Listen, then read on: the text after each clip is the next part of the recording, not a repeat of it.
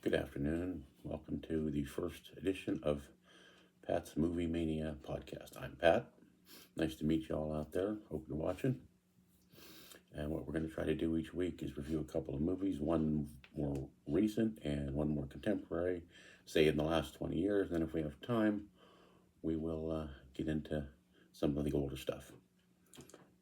So we'll also have my top 10 lists of movies starting in 1978 up till the present, and maybe some other lists and surprises along the way. Hope you enjoy it. You'll have to bear with me as this is the first time I've done this. So hopefully it's a fun thing and you'll all enjoy it. First movie we're going to review today is from last year, and it is Nuremberg, a true story about the Nazi war criminal trials in Nuremberg after World War II, starring two Oscar winners, Rami Malek and Russell Crowe. And Russell Crowe is basically most of the show in this. He's absolutely believable as Hermann Goering. His accent is wonderful, and I never once thought for a minute that he was anybody else but Goering. And the story basically follows Rami Malek as a psychiatrist, and more than wanting to see Goering convicted, he wants to know what made him think the way he did. And they have a battle of wits, and if you're a history buff at all, you'll know how the end turns out. Also has a wonderful turn by Michael Shannon as Justice Robert Jackson, the lead prosecutor on the case, and also Richard E. Grant as the British prosecutor. I saw this at the theater, and on the big screen, it was wonderful. I also watched it again on TV, still wonderful. Definitely one of my top 10 movies from 2025, and I would recommend you go and see it. Now, personally, I'm a nut for historical dramas, so I like those probably more than most people, but even if you don't know the story, this is a really, really good movie. Now, the second movie I'd like to talk about, goes a little back. This is from 2003. It's called The Station Agent, and it's just a wonderful movie. It's hard to explain what it's about. It's three misfits, Peter Dinklage, Patricia Clarkson, and Bobby Cannavale. They all meet serendipitously, and they each have some problems in their life. Peter Dinklage inherits a old abandoned train station from his friend who passes away early in the movie. And since Peter Dinklage is a train nut, he actually ends up living in the train station. And along the way, he meets both Patricia Clarkson and Bobby Cannavale, who has a food truck that he sells Spanish food in. And they all start to know each other and form a kind of triumvirate friendship, and just very poignant. A lot of good stuff in it. Michelle Williams also has a very important part in it. This is directed by the wonderful Tom McCarthy, who just has such a touch for these kind of movies. I wouldn't call it a comedy. I wouldn't call it a romance. It's just a character study, and it's just wonderful, and has a really great ending. I highly recommend it. Now, I'm not sure if this is available right now on anything. Yeah, it is on Prime Video, from what I can tell here. So if you have Prime Video, it's there. And Nuremberg, let me see. Nuremberg is on Netflix. So they're both available on streaming services. So a little bit about myself. I started watching movies when I was very young, but I don't think I really understood them until the late 70s, when I was about 20. And that's why my top 10 lists start in 1978, because that's when I came to really be able to tell a good one from a bad one. I hope I still can. Everybody has their own opinion, but I kind of like to keep things simple. I'm not one to pigeonhole any certain kind of movie. I just like anything: musicals, dramas, comedies, foreign movies, a lot of foreign movies, that kind of thing. Historical dramas, like I said, are one of my favorites. But I'll watch anything if it's good. So, having said that, let's get to this week's top 10 list. And again, I said it's from 1978, and we will start at number 10. And that is a movie called Watership Down, and it is a animated feature about rabbits, believe it or not, but it's not a children's movie by any means. It's violent, it's sad, and it's somewhat depressing, but it's very interesting to see how rabbits might have lived had they been able to talk, and that kind of thing. But it's very good. Highly recommended. Um, Not sure if it's available anywhere. We can check that real quick. But it's something that used to be on, I saw it originally on HBO years and years ago. And it was really, really touching. And it's available on Plex and Pluto from what I see here. That's the number 10 movie from 1978. My number 9 movie is called The Silent Partner. This is a wonderful Canadian movie about a bank robber, played by Elliot Gould, who actually works at the bank, but he decides to rob it also. And Christopher Plummer robs it first, and it's a complicated story, but Elliot Gould ends up with the money, and very well done. You got Suzanne York, Christopher Plummer, and Elliot Gould, so you can't really complain there.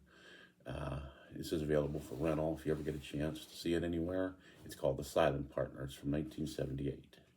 That is number 9. Number 8, a movie I'm sure you've all seen, Midnight Express. One of the harshest prison movies you'll ever see. It's just very, very intense. You all know the story of William Hayes getting caught in Turkey with trying to smuggle drugs out of the country, and gets into a Turkish prison, and as you can imagine, life doesn't go too well from there on. Directed by Alan Parker, who has a flair for this kind of movie also, and it was actually written by Oliver Stone, along with Billy Hayes and a couple other people, but a lot of people don't realize it was one of Oliver Stone's early works, and this is available to rent, but it's not on any of the streaming services right now, but if you do watch it, I'm just warning you, it's going to be very graphic and very hard to watch at times. But it turns out it's a really good movie, and I believe you will enjoy it. That brings us to number 7. So this is the last, not the last, but the second actual version of Invasion of the Body Snatchers. This is from 1978 with Donald Sutherland, Brooke Adams, Leonard Nimoy, among others. Now, I've seen all the Body Snatcher movies, pretty much, from the original with Kevin McCarthy to the last one with Nicole Kidman. And in my opinion, the 1978 version with Donald Sutherland is the scariest. It's had early performances from Jeff Goldblum and Veronica Cartwright, and Brooke Adams, and Donald Sutherland was just wonderful in it. And the ending, of course, I'm not going to give away the ending, but let's just say that it's scary. It's scary. The whole movie is scary. And don't watch it alone, but do indeed watch it.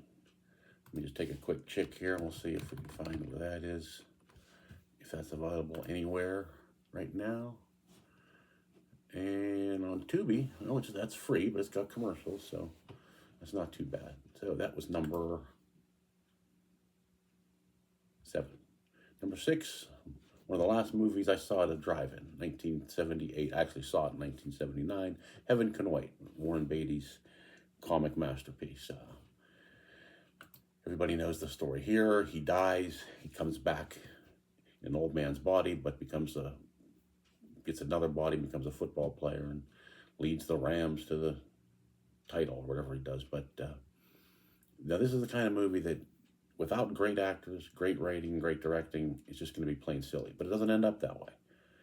It's just done so well, and the actors are so well cast, especially Charles Grodin as Warren Beatty's butler, or whatever. Not a butler, but his advisor. He just steals the show as far as I'm concerned.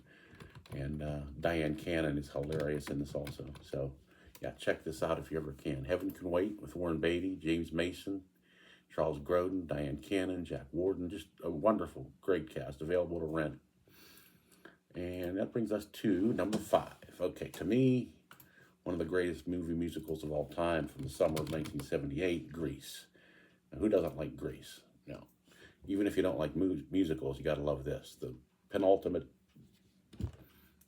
career peak of Olivia Newton-John and John Travolta. What a pairing they made.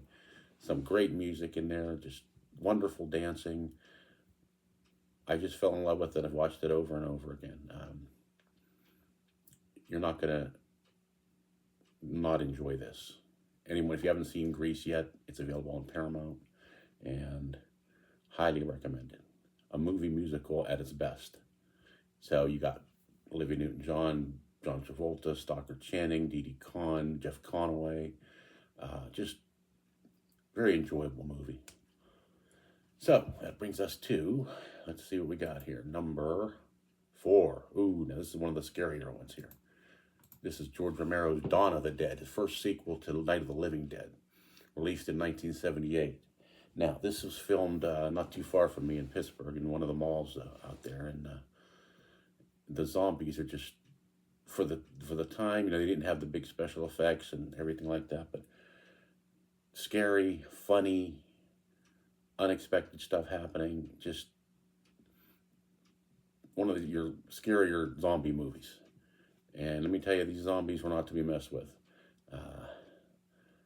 Now, how does it compare to Night of the Living Dead? I don't know. 2 different kinds of movies. I like them both, so I can't really say there's a preference on them. But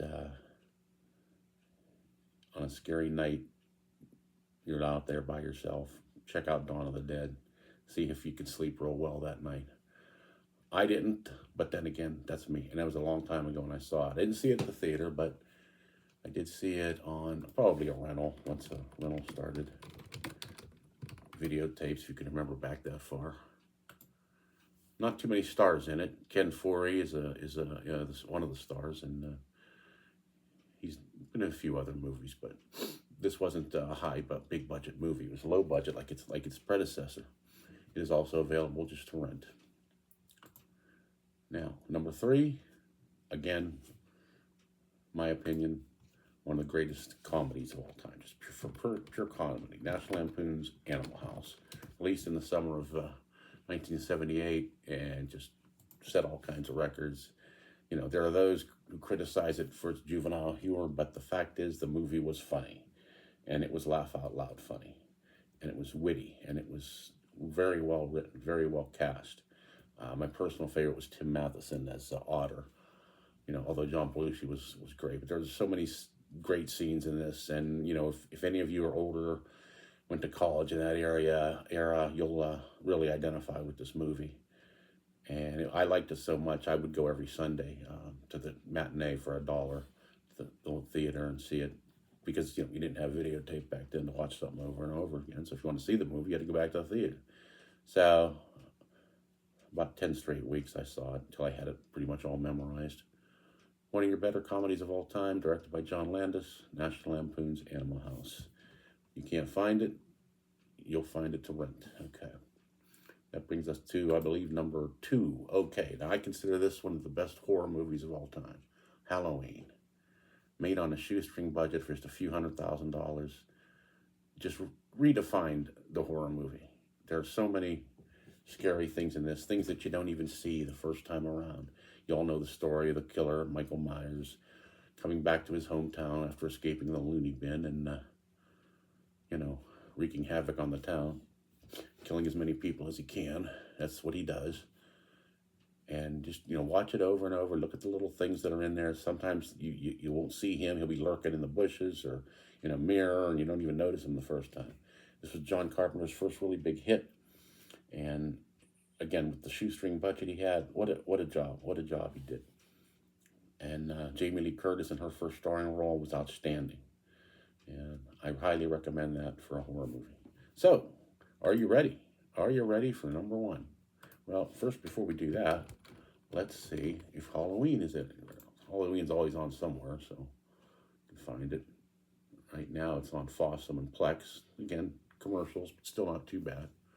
So, find it if you haven't seen it yet, or if your kids haven't seen it yet, you want to see a scary movie and are old enough to do so, check out Halloween, the 1978 version. Now, naturally, it's been remade hundreds of times, but that was the original and the best. So this brings us to my number 1 movie, drumroll please, of 1978. It is The Deer Hunter.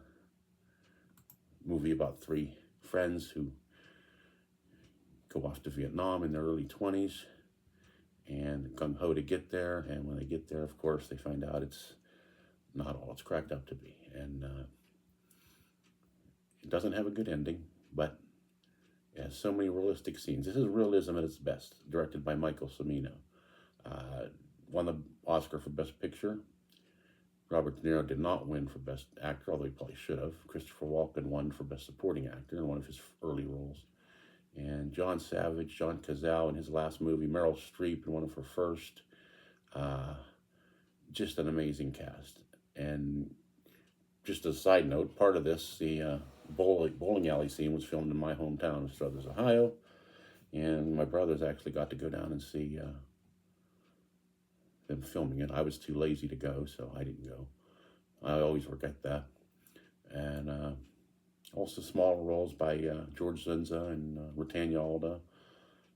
3 hours, you're never bored. The Vietnam scenes are very, very grueling, very hard to watch. The critics have said that some of the stuff that was depicted that the Viet Cong did to our soldiers never really happened, but I don't know about that. I wasn't there. All I can say is I'm sure if it didn't, that things just as bad did happen like that, and that's the bottom line. And it basically shows how the war affected everybody. And I believe that this movie, more than anything else, brought a lot of attention to the Vietnam War. People before that didn't really understand how bad it was and how traumatizing it was to the folks who were there. And it's just wonderful. So, well, that's my first podcast. I hope you enjoyed it. I'm going to try to be here every week. I'll try to expand as much as I can. And like I said, this is new to me. So I'll learn as I go along, and I hope you enjoy it. Thank you. We'll see you next week.